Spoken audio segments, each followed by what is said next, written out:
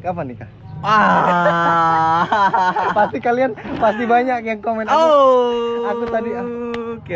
Aku sering ya nontonin videonya terus pertanyaan di bawah, Kapan nikah? Kak? Itu kayak pertanyaan yang sangat-sangat dancuk sekali ya guys ya. Bisa dibilang gitu ya. Sebenarnya nikah kan nikah ya.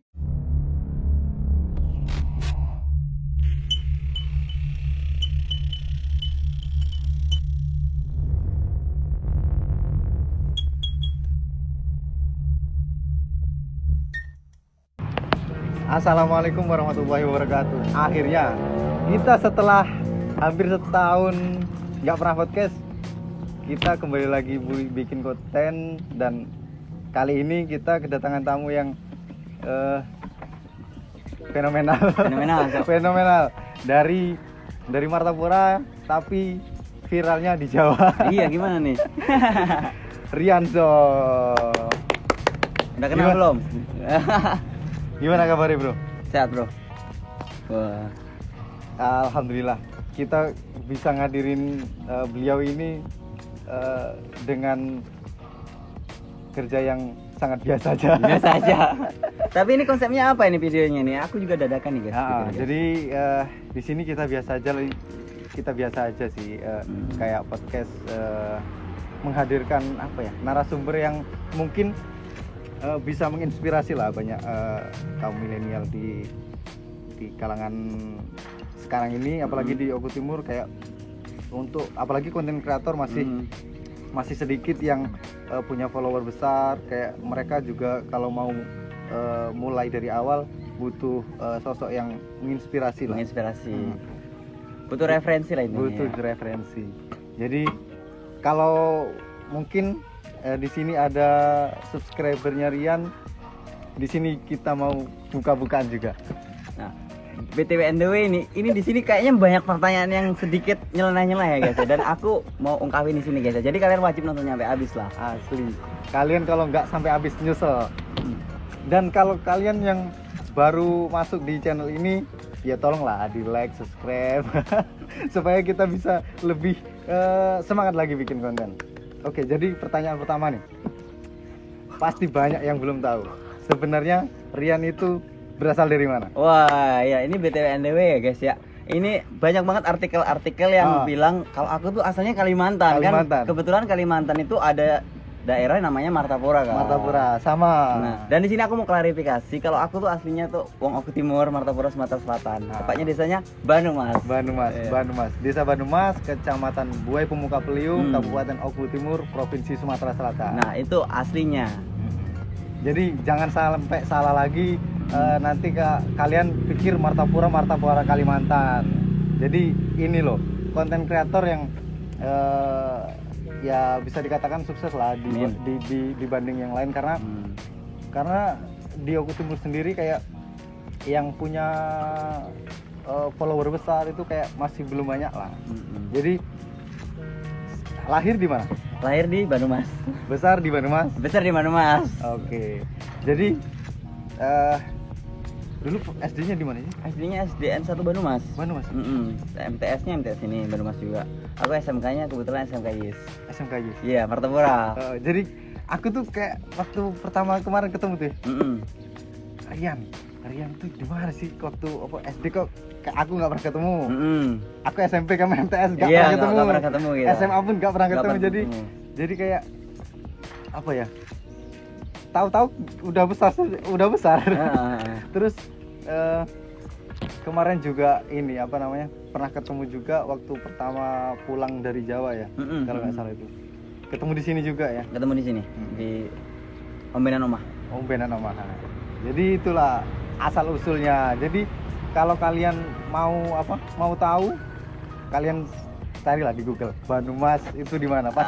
Pasti kalian bakal tahu sendiri nanti. Oke, terus setelah itu apa sih alasan kayak pertama kali bikin YouTube? Sebelum ke situ kita rundown dulu. Kenapa kan buatnya di mana sih? Di Jawa Barat, Bekasi.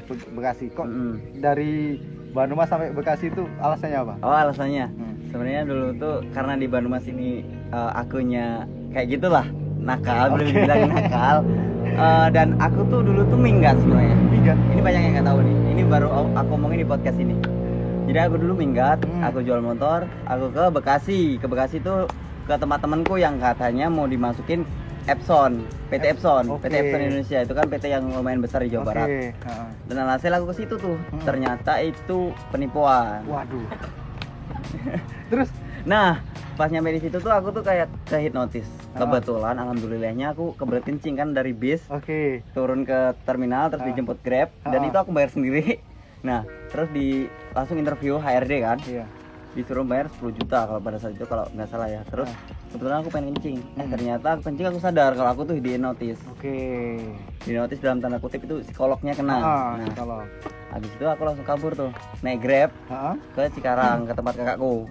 Jadi sebelumnya kakaknya udah ada duluan di Cikarang kerja. Alhamdulillah di situ masih ada saudara. Makanya aku tinggal ke kakakku itu aku cuman pegang uang cuma cukup buat beli rokok 20.000. Itu yang bawa sampai ke Bekasi siapa? Sendiri, ngikutin temanku orang Banayu juga, orang tempatmu.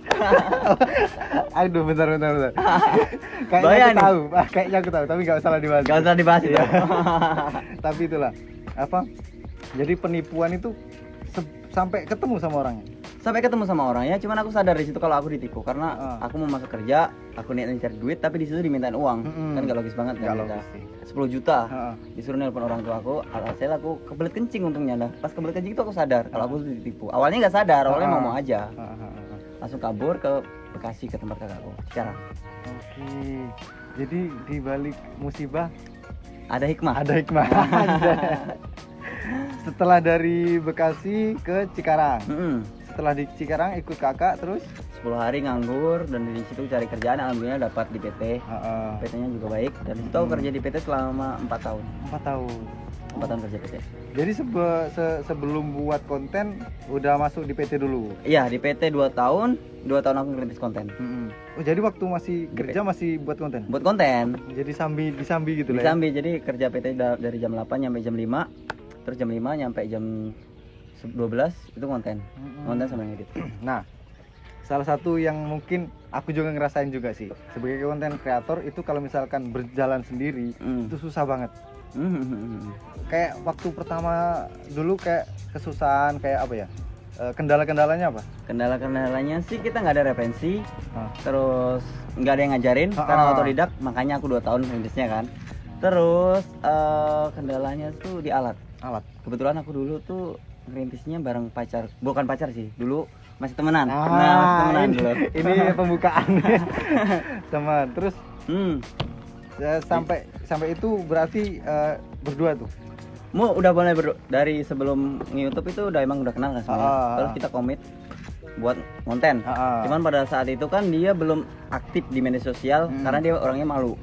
Namanya Ernita, kalian tau lah. Nah, terus tapi di situ dia modalin aku. Karena di situ aku masih merantau, terus kan masih baru dong gitu. Gak punya duit kan. Iya. Di situ aku dimodalin dikasih motor sama dikasih HP Oppo F9 pada saat itu udah bagus banget. Baru 2018 itu udah bagus banget Oppo F9. Nah, aku ngonten pakai HP dia. Jadi walaupun alat sederhana tapi bisa lah. Bisa. HP ku dulu X2 Nokia. Iya, kayaknya aku tahu tuh. X2. Tanpa harus pakai kamera yang bagus pun bisa ya? Iya. Karena kebanyakan gini, Kak, mereka tuh pemula tuh malah lebih perfeksionis. Harus kayak kamera harus bagus, lighting, studio. Jadi untuk memulai itu kayak apa ya? Mikir-mikir, kebanyakan mikir. Sebenarnya sih kalau menurutku alat itu nomor 2, yang penting nomor 1 tuh niat. Jadi aku dulu mau HP kan, kata aku mikirnya ngonten sampai bisa. Jadi kan kita tahu perjalanannya tuh kurangnya apa gitu. Nah, pada saat di tengah-tengah jalan itu aku belum monet, belum ngasilin uang. Di situ aku kebetulan udah beli motor kan. Motor waktu itu Jupiter MX, ini cerita lucu nih. Nah, aku di situ dikasih pilihan. Dikasih pilihannya gimana? Jadi aku antara upgrade diri aku karena pada saat itu video aku masih pakai HP, kualitasnya masih jelek. Jadi aku mutusin buat jual motor. Padahal pada saat itu aku perjalanan itu untuk ke tempat kerja itu 5 kiloan. Kalau jalan kan lumayan capek, motor nggak ada uang. Nah, aku jual motor aku untuk beli kamera. Terus Ya alhasil aku konsisten dong, karena udah ada pengorbanan nih. Aku capek jalan nih kan kerja, udah jual kamera, jual motor untuk beli kamera. Masa aku nggak konsisten kan? Iya pasti kayak itu pengorbanan banget sih, kayak apa yang harusnya dibutuhin untuk kerja malah dibelikan untuk kamera kan. Iya, pada saat itu tuh orang-orang di sekitar aku bilang goblok. Ya karena dia nggak tahu bisnis aku kan, ya wajar sih menurut aku. Wajar. Terus kayak apa ya, sesuatu yang orang awam tuh mikirnya kayak apa sih, beli kamera, jual motor buat beli kamera, terus apalagi buat konten di YouTube. Kalau orang yang awam pasti mikirnya kayak apa ya, kayak YouTube nanti bakal sukses. Apalagi ngasilin duit. Kemungkinan kalau misalkan kamera untuk fotografi itu bisa langsung kerja langsung dapat duit. Kalau untuk YouTube kayak perlu berproses. Banyak banget, panjang, tapi kalau misalkan konsisten pasti berhasil. Itu kayak terus tadi apa namanya, partner. Iya, partner menurutku kita nggak butuh banyak orang, tapi kita butuh orang-orang yang benar-benar support kita. Menurutku kuantiti itu nggak penting, yang penting kualitas. Iya, percuma kuantitinya banyak tapi kualitasnya rendah. Kebetulan itu temanku cukup banyak. Cuman pada saat itu yang dukung aku cuma satu, yaitu pacarku itu. Yang lain enggak. Itu sebelum buat konten udah jadian? Belum, masih PDKT. Tapi dia dukung banget tuh. Dia support banget. Pada saat itu dia termasuk orang yang sangat berpengaruh banget, karena pada dasarnya kan emang aku nggak punya uang sama sekali, karena aku bukan terakhir dari orang kaya kan. Nah di situ dia support banget, support dari otak, terus kreatif, terus satu lagi dia support uangnya juga. Jadi kayak konsep buat video itu dia bantuin lah ya. Dia bantuin, karena pada saat itu aku masih gombal kan. Itu sih aku juga ngerasain kalau misalkan jalan sendiri kayak susah banget. Terus ini ada partner satu. Dia yang selalu ayo buat konten. Kalau nggak ada support itu susah banget. Susah banget. Terus berjalan tuh buat konten. Setahun pertama gimana tuh? Tahun pertama buat konten itu tahun dimana nggak konsisten. Jadi waktu pertama buat konten sampai monet. Buat konten sampai monet itu sebenarnya sih awalnya dulu kan cover gitar karena suaraku jelek jadi gak laku. Terus gombalin cewek. Alhamdulillah kebetulan gombalin cewek tuh 1000 view udah besar ya daripada saat itu. Nah itu udah udah lumayan, dan alhasil pas malam Jumat itu di Mekarta tutup. Di Mekarta tutup, aku bingung tuh mau ngapain ini. Kan talent aku tuh harus cewek kan. Nah kebetulan ada di depan kontrakan aku tuh Indomaret kan. Ada kasir yang lumayan cantik. Nah alhasil aku mulai ngeprank itu, boleh nggak, kata temanku. Oh ya udah ngeprank itu aja. Nah aku nyoba ngeprank itu, dan alhamdulillah banget pas penayangan pertama satu hari itu 3 yang nonton. Terus. Nah jadi ini lucu banget sih. Aku masih konten di luar, masih prank gembel, masih random video aku. Itu penonton live streamingnya tuh 3. Setengah bulan kemudian itu tiba-tiba naik pesat banget, sehari itu naik 100.000. Dan aku nggak nyangka banget pada saat itu langsung monet. Besoknya seminggu setelah itu aku langsung monet gara-gara satu video itu. Aku nonton tuh yang ngeprank di Indomaret sekarang jadi konten terpopuler. Iya, konten terpopuler. Kalau nggak salah 3,5 atau 4 juta. 4,9 malah lebih banyak lagi. 4,9 itu mungkin video yang terpopuler kan. Jadi itu yang mengangkat terus memotivasi juga untuk lebih konsisten lagi.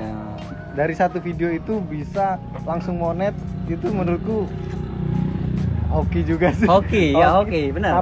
Tapi tanpa niat juga nggak jadi. Iya, sebenarnya sih hoki itu dicari sih. Kita nyebar peluang sebanyak-banyaknya, nanti juga ketemu hokinya. Kalau nunggu hoki satu terus nggak jalan-jalan ya nggak ketemu. Nggak bakal ketemu sama kehokian. Jadi waktu bikin konten sampai monet itu sampai ada setahun nggak? Setahun lebih. Jadi agak lumayan panjang. Karena kan otodidak dan itu nggak ada referensi. YouTuber pun belum banyak seperti sekarang lah. Dan kalau untuk bisa upload terus selama setahun itu tantangan banget, karena apalagi waktu upload pertama cuman 10, kedua 100.000, terus sampai ratusan ribu itu kayak butuh proses banget sih. Yap. Ketekunan, partner juga. Oke. Terus ini lagi. Selama buat konten itu pasti kayak ada lah apa ya, plus minus, kesedihan, apa ya, tantangan, terus momen-momen yang bikin down itu ada nggak sih? Ada, pasti ada dong. Itu momen-momen yang susah dilupakan nanti. Ya pasti kan namanya kita orang baru ya, terus kita belum ada nama, kita ngombalin kasir Indomaret kan emang salah aku juga sih, karena di pintunya tuh udah ada tulisannya dilarang kamera kan. Nah itu susah senengnya tuh diusir sama pegawai Indomaret. Pernah tuh? Sering, bukan pernah. Bahkan setiap sehari itu kan aku ngonten itu nyampe ada 20 toko aku masukin. 20 toko itu paling yang ibaratnya emang bener-bener lolos bener itu cuma 3 atau 4 paling banyak. Tapi 20 toko itu aku masukin. Kalau aku sih ditolak sekali kayaknya nggak punya mental lagi. Mungkin kalau ditolaknya sama ceweknya, karena kan yang ibaratnya aku real kan. Kalau ditolaknya sama ceweknya mungkin itu aku ngedon, tapi ditolaknya sama kepala toko kan. Oh, itu lebih loh. Enggak, aku nggak don karena itu cowok. Karena kalau cowok ini kayak kata-katanya lebih bedanya mungkin di Sumatera sama di Jawa itu beda. Okay. Tapi kalau di Jawa itu nggak berani orang asal ngomong. Karena di sana kan ibaratnya mudah tersinggung. Di sana juga sama perantauan kan nggak tahu kan, pulang kerja diapain kan nggak tahu. Jadi di sana negornya tetap lembut. Tetap lembut, nggak kayak mungkin di sini kan ya. Kalau di sini nggak tahu. Aku belum pernah sana di Sumatera ngombalin. Kayaknya aku juga takut deh. Mau coba nggak? Nggak deh. Aku takutnya pulang-pulang begal lagi. Enggak. Kalau dia bukan ngegombal di sini bukan takut sama cowok di sini, bukan sama cewek di sini. Yang di Jawa. Iya itu sih. Pulang-pulang habis ya. Oke. Kalau kan ini tadi udah tahu nih apa asal usulnya tuh dari Sumsel, dari Palembang. Itu sih. Kalau orang ya, kalau kita ngomongin Sumsel di Palembang kayak ditanya nih, kamu orang mana? Orang Oku Timur, pasti nggak tahu. Iya nggak tahu, kebanyakan. Iya. Taunya apa? Palembang. Mau di Oku Timur, mau di Oku Selatan, Muara II, Prabu Muli, Banyuasin, pasti bilangnya Palembang. Nah kalau ngomongin Palembang, kita tes. Oke. Beneran orang Palembang nggak nih? Iya beneran orang Palembang nggak nih? Beneran orang Oku Timur nggak nih? Jangan-jangan bohong aja nih. Kalau gitu kita tes bahasa Palembangnya cak mana? Nah, mana? Jadi tesnya tuh apa ini? Yang pertanyaan apa? Jadi aku jawabnya pakai bahasa Palembang itu. Itu lah ngomong ke bahasa Palembang berarti orang Palembang nih. Palembang nih anjo. Jadi buat orang Palembang tuh pengatunian. Nah, di subscribe channel ini. Kalau channel dia Rian Zong itu adalah subscribe juga lah. Subscribe juga. Kalau orang Palembang itu terkenalnya dengan beklakar. Iya, beklakar gitu. Galak beklakar juga ada di sana. Pasti beklakar gitu. Itulah. Cak mana? Di sana tuh banyak orang Palembang. Tempat itu, lingkungan. Kebetulan daerah aku tuh mayoritasnya wong Palembang galau, karena aku ibaratnya kan emang kita kan biasa dari kecil biasa bergaul sama wong Palembang kan. Jadi di sana juga nyari relasinya wong Palembang. Kontrakan tuh 5 atau 7 kontrakan tuh orang Palembang. Kebetulan orang Lahat. Orang Lahat. Nah jadi aku lebih terbiasa pakai bahasa Lahat malah. Bahasa Lahat kayak gimana? Sama kayak Ogan. Cuman dia pakai kabah. Kalau kita Ogan tuh pakai ngan. Lahat. Ya. Banyak dong orang Palembang pasti banyak ya lah yang tahu dia. Nggak mungkin lah nggak tahu. Kayak intro ya. Nah ini aku mau sampein nih ke orang-orang yang ibaratnya orang sinilah ya. Aku tuh bangga banget kalau aku tuh dikenal sama orang tuh kalau aku tuh orang Martapura. Nah kalian juga mungkin kalau nonton videoku pasti tahu di intro. Aku dari pertama naik ya, bukan dari awal ya. Pertama naik itu introku udah gambar Tugu Tani sama Gunung Dempo. Nah itu karena pacar orang sana kan, jadi Ernita? 2 orang Lahat. Ernita asli orang Lahat. Nah makanya aku bagi menjadi 2. Pertama Tugu Tani karena itu kampungku, kedua Lahat. Orang Lahat. Nah, di situ juga ada tulisannya Lahat Martapura. Aku malah baru tahu kalau misalkan Ernita itu asli orang Lahat. Jadi dia juga perantau juga berarti. Perantau juga. Orang tua Di kampung. Oh, jadi di sana juga perantau? Perantau juga. Nggak ada yang apa namanya istilahnya kayak keluarga di sana? Ada. Dia ada kakaknya dapat orang Jawa, jadi kakaknya udah tinggal di perumahan sana. Jadi awalnya dia tinggal di sana. Oh, jadi Lahat Martapura. Bagus. Terus banyak lagi yang tanya kayak gini. Pasti banyak yang bilang kayak ngakunya orang Palembang, orang Martapura, tapi kok tahu bahasa Jawa. Nah, ini. Itu kita mau tanya nih. Sebenarnya orang Martapura, orang Jawa, apa orang Jawa Barat? Bagaimana sama orang ini, sama pertanyaan Jawa? itu? Sebenarnya yang Jawa sama Jawa itu bapakku. Kalau aku kan tinggal di Martapura, jadi aku orang Martapura dong. Yang Jawa itu bapakku, aku orang Martapura ya.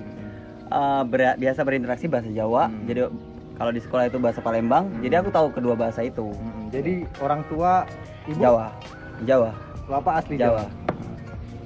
Sama sih, aku juga Jawa. Jadi kita asli kelahiran di Martapura, tapi dalam sukunya suku Jawa. Jadi gitu guys. Jadi jangan salah paham lagi. Apalagi kayak kemarin aku di artikel ya. Kalau nggak salah di mana? Di Google lah itu. Aku lihat kayak Rian Zong kok dikatakan Kalimantan, orang Kalimantan, padahal dia kan orang sini kan, aku tahunya orang sini kan. Kok dibilang kayak orang Kalimantan, tapi mungkin mereka kan tahunya Martapura. Sedangkan Martapura itu kan yang ada dua tuh. Sana, ya? Ada yang di Kalimantan, ada yang sini. Jadi itulah untuk asal usul kalian pasti banyak yang baru tahu gak sih? Banyak yang baru tahu pasti kan. Kebanyakan kan orang tahunya aku orang Jawa Barat kan. YouTuber Cikarang yang di artikel itu kan YouTuber Cikarang. Terus dengan komunitas di sana gimana? Udah ini? Komunitas di sana alhamdulillah welcome orangnya, karena di sana itu orang-orangnya tuh sebenarnya kita kan kalau lebih banyak relasi lebih banyak rezeki kan. Jadi banyak banget orang-orang di sana yang ibaratnya ya saling mengayomi. Berarti banyak lah komunitas di sana, youtuber. Terus aku sempat juga lihat bikin apa ya, Rewind 2000 berapa itu? 2020. 2020 berapa udah 1 ya? 21 deh, 20 itu. Akhir kan Rewind. Itu banyak banget sih kayak apa? Komunitasnya udah kuat lah di situ. Udah kuat banget itu. Itu kebetulan aku yang garap. Gitu. Iya. Jadi cuma dibantu sama teman-teman. Lebih mudah nggak sih kalau ada komunitas kayak gitu? Sebenarnya namanya komunitas itu kita kan mengumpulkan beberapa kepala itu pasti kan pikirannya beda-beda kan ya. Yang mudah-mudah susah sih. Kalau pas ngumpul-ngumpul ya gampang. Ya terbagi circle-nya masing-masing sih sebenarnya. Cuman kalau pas kumpul. Karena aku juga pernah tuh di sini tuh kayak buat awal tuh buat grup YouTuber pemula kan, karena kalau di sini tuh kayak belum ada lah YouTuber yang besar. Jadi aku buat sebuah grup baru di WhatsApp aja sih, YouTuber pemula. Tapi emang susah banget untuk ngumpulin banyak kepala di satu grup, itu susah banget. Karena kepentingannya kayak satu dia mikir kontenku A, yang satu konten B, kayak mungkin perbedaan, padahal yang dibutuhkan tuh bukan jenis kontennya tapi kayak konsistennya, cara buat konten gitu. Itu terus apalagi tadi ya, asal terus dari buat konten YouTube terus naik. Aku masih penasaran sih sebenarnya ini nggak ada di briefing. Iya. Ernita Carrera. Kita bahas di sini lah. Oke. Pertama kali kenal 2018 awal apa akhir ya? Awal deh kayaknya. Kalau nggak awal akhir lupa aku. Itu kenalnya kakaknya tuh tetangga kontrakanku. Nah, awalnya tuh dia ketemu aku temannya kakaknya kan. Nah, aku kira tuh dia tuh pacarnya kakaknya itu. Aku kira tuh mereka pacaran. Kakaknya belum nikah? Belum nikah, masih bujangan. Terus aku ini kan penasaran kan siapa dia. Nah, aku nanya-nanya, kalau itu pacarnya temanku, nggak mungkin aku deketin dong. Iya dong. Nah, ternyata itu adiknya temanku. Oh, ya udahlah. Boleh lah. Nah, aku deketin dia akhirnya. Makanya deketinnya sebagai teman dulu kan. PDKT lumayan lama ya, 2 tahun. 2 tahun. Iya. Terus dari pacaran 2 tahun PDKT itu 2 tahun, ya hampir 2 tahun lah. berarti dia tinggalnya di kontrakan kakaknya? Enggak, dia di kontrakan kakaknya itu main. Dia tinggalnya di rumah kakaknya. Kakaknya ada 2 di sana. Yang udah nikah tadi. Yang udah nikah tadi. Kayak gitu. Pasti kalian tadi ini aku kelupaan sih. Pasti kalian banyak banget yang mau nitip pertanyaan nih. Iya. Tapi nggak sempet kita tadi. Terus ini pertanyaan yang susah. Menurut aku. Oke. Kapan nikah? Pasti kalian pasti banyak yang komen aku tadi oke. Aku sering ya nontonin videonya terus pertanyaan di bawah, kapan nikah Kak? Itu kayak pertanyaan yang sangat-sangat dancuk sekali ya guys ya. Bisa dibilang gitu ya. Sebenarnya nikah ya, gimana jawabnya ya? Nikah udah pengen, cuman kita kan manusia bisanya berencana, Tuhan yang nentuin. Jadi kan Ernita masih kuliah, kebetulan dia udah semester 7. Nah dia lulus kuliah bulan 7 kalau nggak bulan 8 kalau nggak bulan 9 tahun depan. Ya insya Allah abis itu kita mulai membahas ke pernikahan. Lamaran dulu kan baru nikah kalau orang kita kan. Iya. Gitu. Tahun-tahun itulah. Lagian umur berapa sih kalau? 24. Yang si 23. Ernita 23, kamu 24? 24. 99 sama 98. Anjay. Baru ya masih muda lah. Ya. Jadi kalau buat netizen tolonglah. Pertanyaan nikah itu agak dikurangi lah. Lagian juga kalau untuk nikah kayaknya nggak apa ya? Kebanyakan tuh mikirnya kayak kalau udah punya duit ya udahlah nikah lah. Padahal kan nggak cuma itu aja yang dipikirin. Kalau menurut aku gini loh. Kita tuh umur palingan 70, 80, 90, 100 lah ya. Iya. Nah, kita tuh baru umur 24. Sisanya masih banyak. Masih panjang. Kan nikah kan kalau bisa sekali. Nah, itu tuh kita nyampe berapa lah kira-kira sebelum 30 lah kiranya. Nah, sisanya baru kita membina hubungan berdua bersama gitu. Iyalah, apalagi baru masih banyak sisanya kan, guys.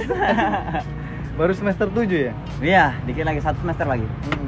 Lagian kalau misalkan udah selesai kuliah itu masih apa ya, masih banyak kayak hal-hal baru lah setelah lulus kuliah kayak mungkin butuh apa ya, butuh pengalaman dulu kerja gitu lah. Mungkin dia pengen kerja kan sebenarnya. Tapi selama ini ya full YouTuber kalian berdua. Setelah 2 tahun keluar dari PT itu full YouTube sama TikTok juga sih, main juga, terus snack video banyak sih. Terus Shopee banyak sih kan, endorse yang lain semuanya diajar lah, yang penting halal. Lagian masih muda jadi nikah masih panjang lah. Masih panjang. Rian 24. Ernita 23. Aku 28. Anjay, kan nyantai kan? Pernikahan itu bukan masalah umur, bukan masalah uang, tapi mental, pengalaman juga butuh diperbanyak lah. Kesiapan dan kematangan dalam membina rumah tangga itu penting. Oke, jadi sekarang kita mau bahas yang mungkin buat YouTuber pemula kayak aku terutama nih, terus tuh juga teman-teman di Oku Timur juga, kita mau pengen tahu sih. Aku pribadi sih pengen tahu. Kan kalau YouTube nih udah berjalan berapa tahun? 3 tahun. Mau 3 3 2 itu tahun jalan dari mulai awal ya? Iya, dari mulai awal Selama 3 tahun. Terus gaji pertama YouTube kira-kira berapa? Wow. Itu gaji pertama berapa? Terus dari mulai awal mula merintis gaji itu berapa bulan, berapa tahun? Sebenarnya kalau gaji pertama itu aku nggak berapa bulan, berapa hari doang. Karena videoku kan langsung viral. Oke, yang satu itu prank tadi ya. Prank itu kan langsung 300.000. Jadi kan langsung viral, langsung gajian kan. Itu kan gajiannya per tanggal 22. Nah, itu sekitar 1,7 gaji pertama. Kan kalau di YouTube tuh 1,3 baru boleh diambil. $100 lah ya. Enggak, 80-an. Dolarnya kan udah 15.000. Dulu dihitungnya $1 13.000. Jadi 1,3. Oke. Jadi 1,7 gaji pertama YouTube. Butuh waktu 10 hari. Karena langsung gajian kan. Kalau AdSense turun kan monet sehari. Terus AdSense seminggu. Seminggu kirim AdSense. Langsung masukin kodenya. Kan langsung cair uangnya, nggak nunggu tanggal 22. Itu kan gaji pertama. Untuk ini ngurus itu apa Ngurus AdSense. Susah nggak sih? Ngurus AdSense nggak susah. Itu kan cuma butuh $10 kalau nggak salah. Kalau nggak salah $10 itu kita bisa request AdSense. Request AdSense itu kan dikirim dari Malaysia kebetulan kan. Itu dikirimnya sekarang bahkan lebih cepat lagi. Sekarang kalau dulu kan seminggu ada yang 3 bulan malah. Kalau aku kebetulan cepat seminggu. Itu dikirim AdSense terus ini ya apa? Masukin kode, masukin kode PIN gitu kan. Memastikan kalau itu rekening kita, kalau itu punya kita kan. Masukin kode PIN terus kita masukin nomor rekening. Terus nanti dikirim 3 digit, 4 digit atau 3 digit kalau nggak salah ya. Nominal ke rekening kita. Habis itu kita masukin AdSense lagi, langsung cair besoknya. Gaji pertama 1,7 juta. Ya, gede banget itu bagi aku karena kita kan hobi banget di sosial media. Dan gaji pertama itu langsung habis 3 hari. Karena aku ibaratnya kan bersyukur. Jadi keluarga, teman-teman semua nikmatin semua itu gaji pertama. Itu sih yang paling utama kayak pekerjaan. Kalau kita sendiri nggak merasa terbebani dengan pekerjaan apalagi hobi, itu paling enak sih. Iya, aku ada 300 video baru di Monet. 300 video. Itu video-video ngasal kan. Itu kan udah aku private semua kan. Tapi itu juga butuh niat loh buat bagi aku dulu niat. Niat lah. Kalau ngeliatnya sekarang mungkin ngasal kan bagi aku. Iya. Tapi kalau aku dulu niat enggak ngasal. Kalau untuk sekarang aja aku buat video 10 video aja aduh udah ngos-ngosan aku. Serius. Karena buat video tuh kita butuh effortnya tuh besar banget. Iya. Kayak kita butuh yang jelas kita nyediain waktu, alat, ya segala macam. Kemudian ini apa namanya? Setelah itu gaji paling besar. Itu paling pertama, yang paling besar. Gaji YouTube yang pernah diterima Rian Zong. Kira-kira berapa nih, guys?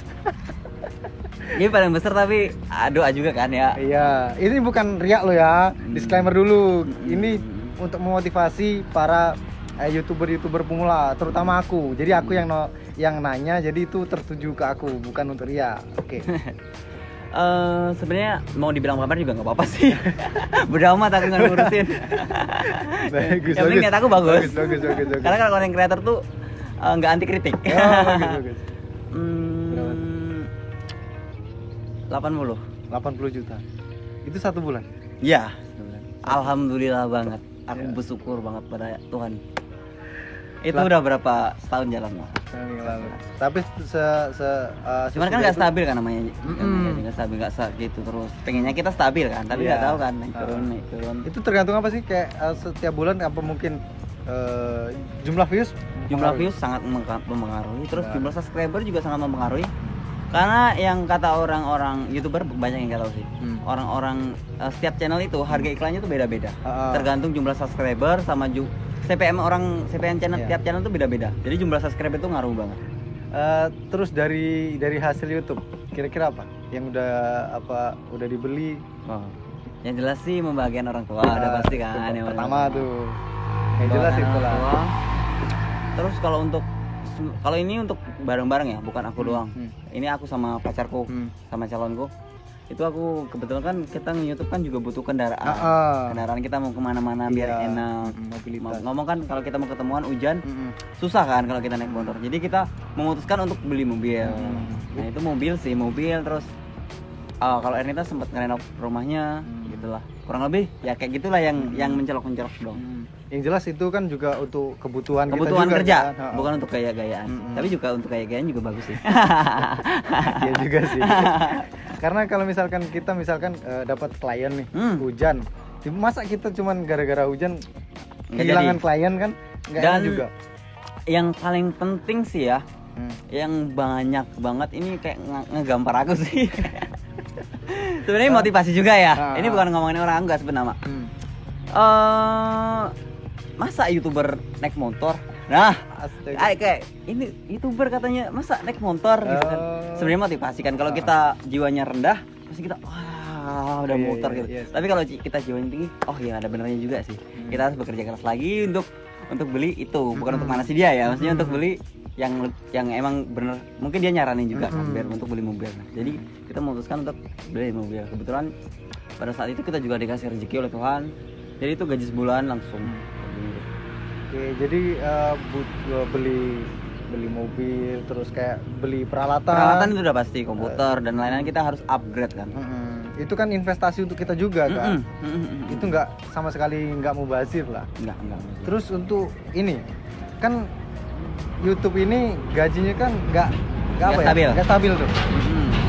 Udah ini belum apa kayak prepare ke depan buat usaha apa segala macam? Oh, kalau itu udah pasti, karena kalau kita ngandelin sosial media itu nggak bisa diandelin ya. Sebenarnya nggak bisa kita kedepannya naik terus nggak tahu kan turun terus kan, kita pengennya tuh naik terus kan. Ya pasti kita mikirin untuk kedepannya pengen buka usaha, itu sudah pasti pengen buka usaha. Terus untuk sekarang lebih ke ngumpulin uang dulu untuk persiapan buka usaha gitu.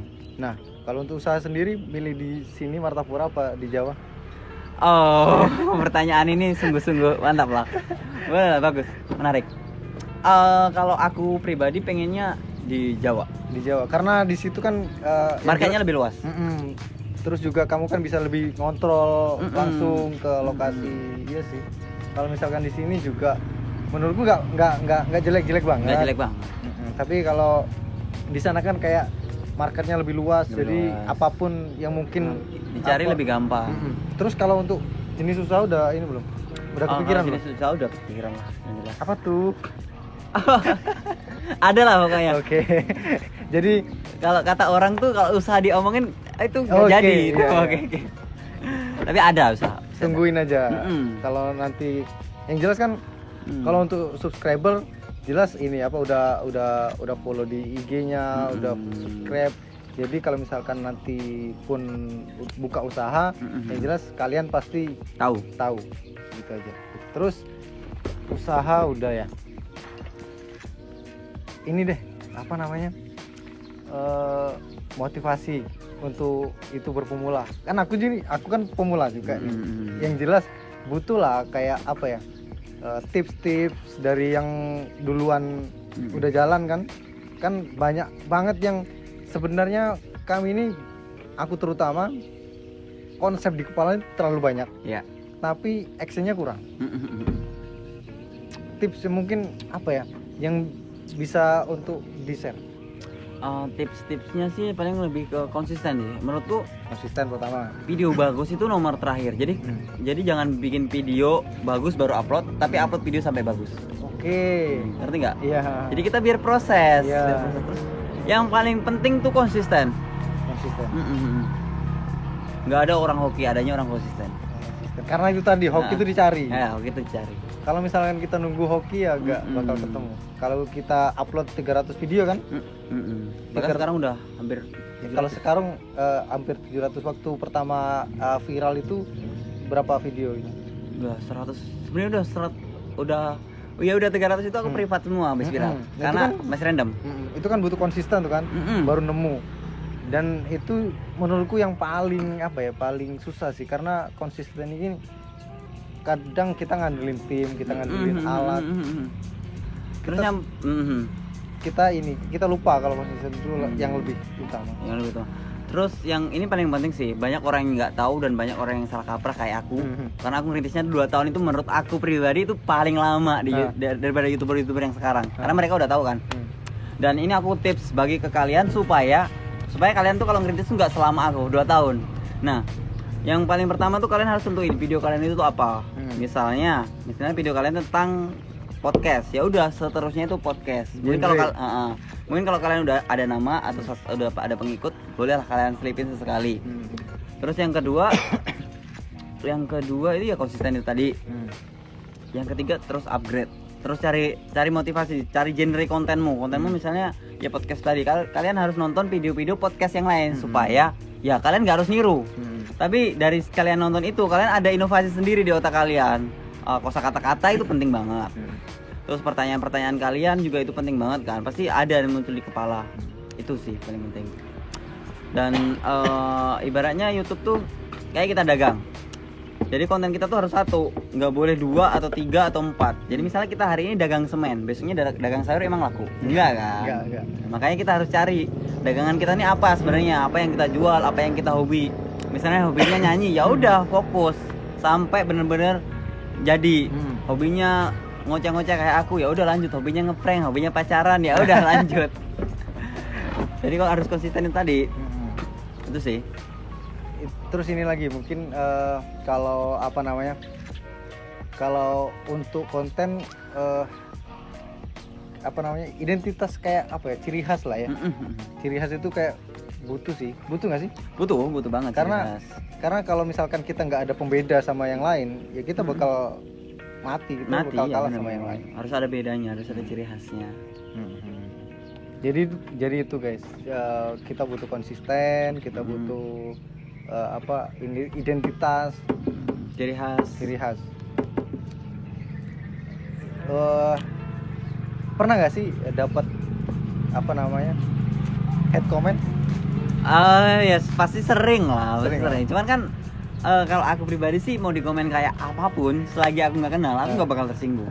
Karena siapa lo gitu kan. Itu dari sekarang apa? Sampai sekarang, ya dari awal sampai sekarang. Bahkan lingkungan juga kan sering komentar. Yang paling pertama sih netizen utama itu adalah teman kita sendiri. Oh benar. Menurutku. Cuman nggak apa-apa, karena itu kan kita jadi terus upgrade diri. Kalau kita nggak dikomen, kita nggak bakal bisa maju. Menurutku orang-orang yang maju tuh orang-orang yang sering dikomen. Bener banget. Bahkan aku pun walaupun konten baru dikit nih, aku sendiri ngerasain banget namanya hate comment itu sakit banget sih. Kalau aku sekarang masih suka ngapus komen. Oh, kalau aku sih enggak sih. Tapi menurutku asik bacanya, asik.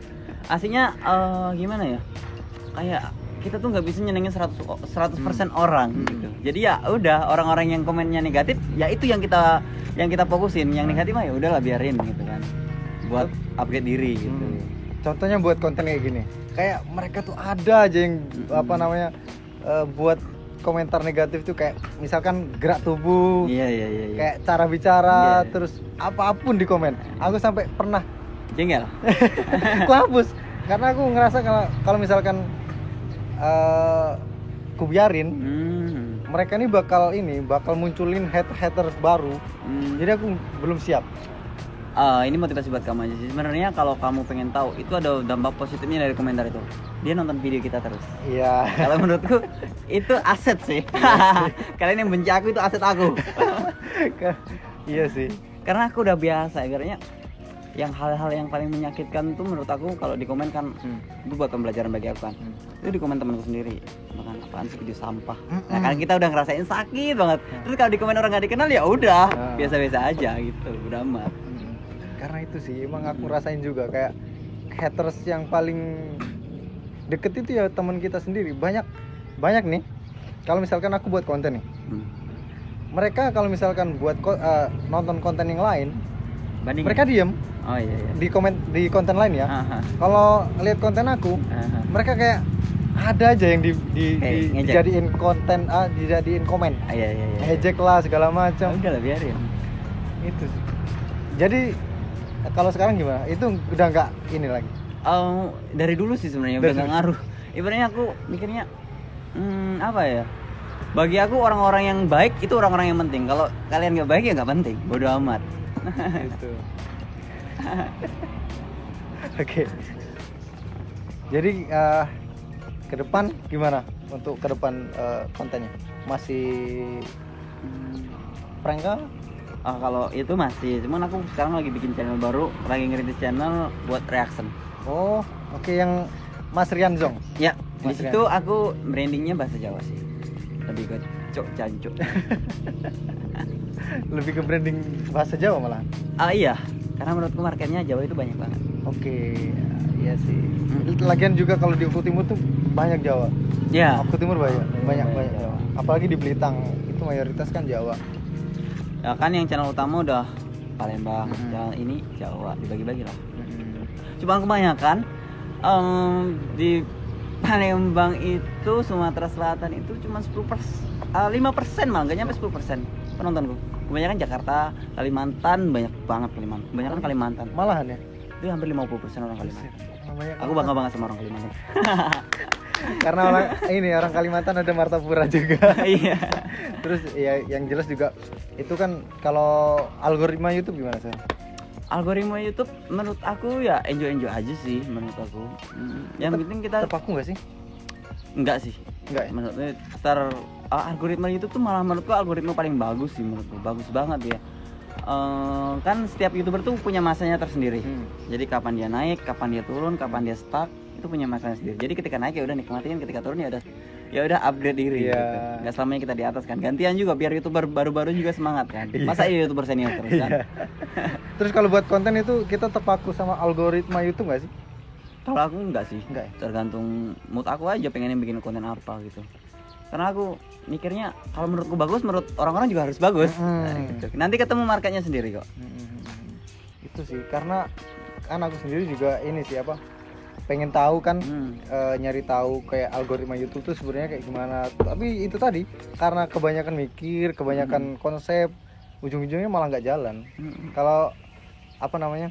Yang penting buat konten itu mungkin lebih cepat lagi untuk dapat audiens lebih penonton. Konten terus sampai ketemu sendiri nanti. Aku juga nyangka banget dari nyanyi ke sini kan jauh banget kan, dompleng banget.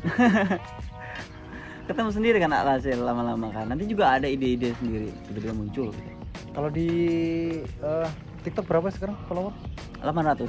Jadi sekarang main di TikTok, Instagram, YouTube, semuanya sih. semua ya. Semuanya main. Karena itu ini ya membantu kita untuk sebenarnya kalau dulu di snack video itu dulu malah diambil orang akun video kan. Dari situ kan. Itu kan sebenarnya aset digital yang dicuri menurutku. Jadi ya aku harus main itu dong daripada punya kita diupload orang kan. Nah iya, karena kalau kita upload video kita sendiri kan lebih banyak ya. Kita nggak bakal kalah sama orang yang nyuri. Jadi banyak banget nih pelajaran yang apa namanya kita dapat dari Mas Rianzong. Kalau di sana apa sih ngomongnya? Bang Rianzong. Dari Rianzong ini kita banyak belajar dari mulai awal apa namanya merintis YouTube, terus apa mikirin kedepannya kayak gimana. Otomatis kalau orang punya uang kebanyakan itu kan lupa sama apa namanya ke depan tuh kayak gimana usaha. Tapi Rianzong nih udah ini dia apa udah tahu lah ke depan uang tuh harus dikemanain gitu kan. Penutup deh untuk penonton kita, kira-kira apa yang mau disampaikan sama mereka? Untuk siapa nih? Untuk penonton kita sama follower Rianzong sama penonton ini channel ini. Kalau untuk followerku ya pasti ngucapin terima kasih banyak. Apalagi yang orang sedaerah sama aku, itu aku bangga banget sama orang daerah sama aku. Karena kebanyakan orang daerah kita tuh gengsinya lumayan gede ya, termasuk aku sendiri ya. Aku nggak ngomongin ras ya, maksudnya gengsinya tuh gede. Kalau orang mau ketemu tuh malu mau itu. Tapi kebanyakan orang-orang tuh yang malah negur-negur aku tuh orang-orang yang orang cewek-cewek, orang Sunda, orang Jawa, orang di luar daerah kita. Kalau daerah kita tuh kebanyakan sungkan, takutnya dibilang sombong akunya kan. Kalau kalian tegur tuh malah kalian upload aja, upload videonya sampai bagus banget. Terus jadi jangan terima kasih untuk jangan nunggu para follower aku tapi upload videonya bagus.